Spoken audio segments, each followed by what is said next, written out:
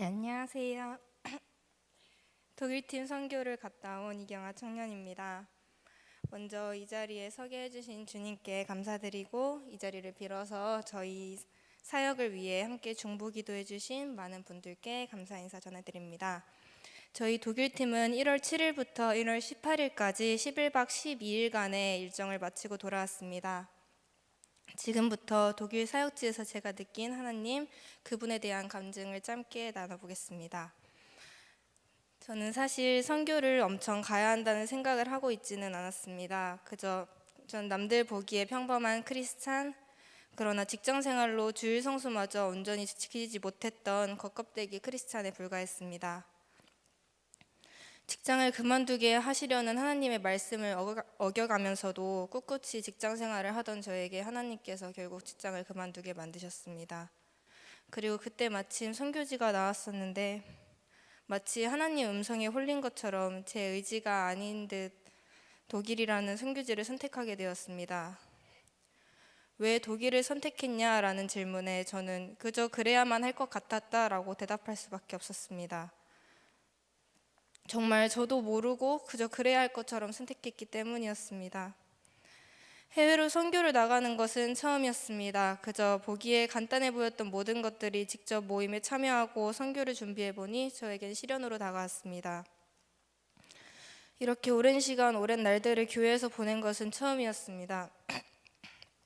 독일이 가장 빠른 출발이었기에 시간이 촉박했었던 저희는 연말과 연시를 모두 함께 보냈습니다. 사실 20살 이후로 모든 사역을 내려놨었던 저이기에 또 직장생활 시작과 동시에 교회를 나오는 것조차 어려웠던 저였기에 잘 알지 못하는 사람들과 오랜 시간을 함께하고 심지어 타지에서 2주라는 시간을 함께 먹고 잘 생각을 하니 조금 막막했었습니다. 그래도 기도와 말씀으로 하나 되어 감사히 아무 탈 없이 순조롭게 준비가 되어가니 마음이 한결 편안해져 갔습니다. 선교를 떠나기 며칠 전 선교를 떠나는 모든 선교팀에게 목사님의 말씀이 있었습니다. 아무런 의심 없이 여호수아가 들은 하나님의 음성에 오로지 순종하여 창과 방패 없이도 여리고성을 무너뜨린 이야기, 그리고 팀장의 영적 권위에 순종하라는 이야기. 이 이야기는 머릿속을 밤새 맴돌았습니다. 팀장님이 언제 모이자, 언제 무엇을 하자라고 이야기를 하면 인간적인 마음에서 꼭 이때 모여야 하는가? 꼭 이걸 지금 해야 하는가? 이런 불만들이 나왔던 지난 시간들을 되돌아보며 이런 불순종의 상태로 가다가는 선교지라는 전쟁터에서 사탄과의 싸움에서 절대 이기지 못할 것이라는 생각이 들었습니다. 그래서 그때부터 조금이라도 약한 마음이 들 때마다 오직 순종, 순종 스스로 외치면서 이겨내야겠다고 생각했습니다. 사탄은 여러 가지 방법으로 저희를 공격하고 특히 선교를 떠나려는 자들에게 각자의 약한 부분을 이용해 시험을 들게 한다고 들었습니다. 저에게는 그 시련이 가족이 상을 당하면서 찾아왔습니다. 상을 당한 분은 하나님을 잘 알지 못했고 저는 그 상황에서 마치 제 주변을 살리지도 못하면서 저만 살겠다고 도망치는 듯해 보였고 하고 있는 모든 것을 내려놓고 싶었습니다. 사실 이때 선교도 가고 싶지 않다라는 생각까지 했었습니다. 그러나 전에 바닥으로 떨어질수록 더욱 주님 앞에 나와야 한다는 말씀을 들었던 것을 붙잡으며 마치 마지막 지푸라기 잡듯이 선교에 매달렸습니다. 선교지에서 사역은 제가 생각한 것과는 많이 달랐습니다. 처음에 떠나기 전에 버스킹 사역 얘기를 들었을 때 예전에 찬양팀에서 국내 선교로 버스킹 사역을 했던 때가 떠올라 좋았던 기억에 기도를 많이 했었습니다. 그러나 독일이라는 나라의 폐쇄적인 특성상 미리 모든 것을 준비하여 신고 절차를 거치지 않은 상태로 무허가 버스킹을 하면 위법으로 문제가 되어 하지 못했습니다. 그 대신 그곳에 친구들과 함께 카페 콘서트를 준비했습니다. 처음에는 그저 마을 사람들 모아다가 작은 교회에서 하는 노래가 사역이라고 하기엔 너무 부족하고 하는 것이 없다는 생각이 들었었습니다. 그러나 이 마을 사람들에게 키리에 주여 우리를 불쌍히 여기소서와 같은 노래를 부르고 마음을 나누는 방법으로 문화를 통해 하나님의 마음을 심어줄 수 있다고 생각하니 마음이 달라졌습니다. 전도의 방법이 다를 뿐 이것의 무게가 다른 것은 아니었습니다. 이곳 친구들의 이름은 시몬, 사무엘과 같이 기독교적인 이름을 쓰는 경우가 많은데 그저 전통과 같은 의미로 사용될 뿐 그들이 크리스찬이 아닌 경우가 훨씬 많았습니다. 그것을 알게 되자 그 친구들의 영혼을 구하고 싶고 하나님의 사랑을 전하고 싶고 중보해주고 싶다는 생각이 들었습니다. 기독교라는 종교가 정치적 권력으로 이용되었던 기억 때문에 기독교를 싫어하는 사람들이 많은 이 독일 땅이 다시 한번 주님의 불길로 타오르길 기도했습니다. 친구들과의 헤어짐 이후에도 계속해서 그 친구들이 마음에서 떠나질 않았습니다. 그것은 마치 주님께서 그들을 중보해 주라는 뜻처럼 들렸습니다. 제가 이 선교를 준비하며 붙잡은 기도 제목은 딱 2개였습니다.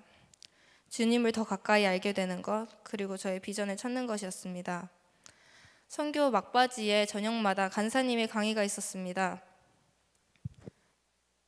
강의를 통해 저는 주님이 왜 절 만드셨는지, 저는 어떤 사람이며 어떻게 사용하기 위해 만드셨는지 생각하는 시간을 가질 수 있었습니다. 간사님의 강의는 하나님이라는 분과 더 가까워지는 방법을 배우게 하고 그분의 살아계심을 느낄 수 있게 하셨습니다. 그 시간에 말미암아 하나님과 대화도 나눠보고 하나님의 만지심을 느낄 수 있었습니다.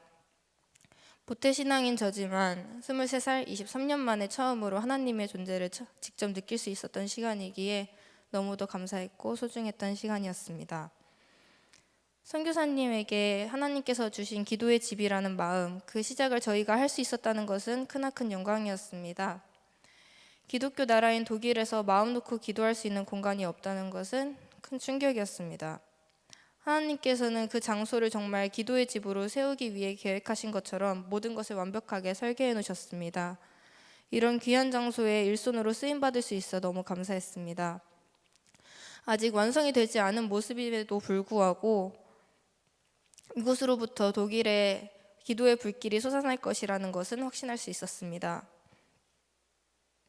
할례 한박교회를 위한 중보기도를 하는 시간을 줄 때마다 하나님께서 이곳을 너무도 귀하게 생각하시고 사용하는 것이 느껴졌습니다. 기도의 집에 기도의 불길이 타오를 것이 너무도 기대되고 주님께서 그곳을 사용할 것이 너무도 기대됐습니다. 저희는 배우는 선교를 목적으로 갖고 그곳에서 저희는 마틴 루터의 종교개혁의 현장들을 볼 수 있었습니다. 잘못된 종교의 악습, 권력 있는 자들의 종교 악영으로 인한 독점, 그리고 이에 반박한 루터의 발자국들을 따라가 보았습니다. 그의 용기 있는 행동이 대단하면서도 과연 나였다면 그런 상황에 처했을 때 화형을 당할 것이라는 것을 알고도 주님을 올바르게 전하기 위해 용기 있게 나아갈 수 있었을까? 하며 저 자신을 돌아보았습니다. 또한 그 시절 그러한 바르지 못한 세력으로 인해 주님을 제대로 알지 못했던 수많은 백성들이 불쌍했습니다. 동시에 저에게는 이렇게 모든 것을 알려주고 도와주는 그리고 배울 수 있는 좋은 환경이 있는데도 불구하고 하나님을 제대로 알지 못하고 섬기지 못하고 있었던 것에 대해 반성하게 되었습니다. 그렇게 2주라는 시간이 순식간에 사라졌습니다. 항상 행복하고 즐겁지만은 않았습니다. 서로 다른 사람들이 모여 함께 한 가지를 한다는 것이 인간관계에 있어서는 스트레스를 불러올 수밖에 없습니다. 그러나 중요한 것은 그 가운데 혈기와 미움이 없어야 한다는 것입니다. 그 자리에서 맞지 않는 것에 대해 바로 불만을 토로하고 감정을 일으키는 것이 아니라 한숨 들이키고서 다시 생각해보고 미움 없이 그것을 바라보아야 하는 것입니다.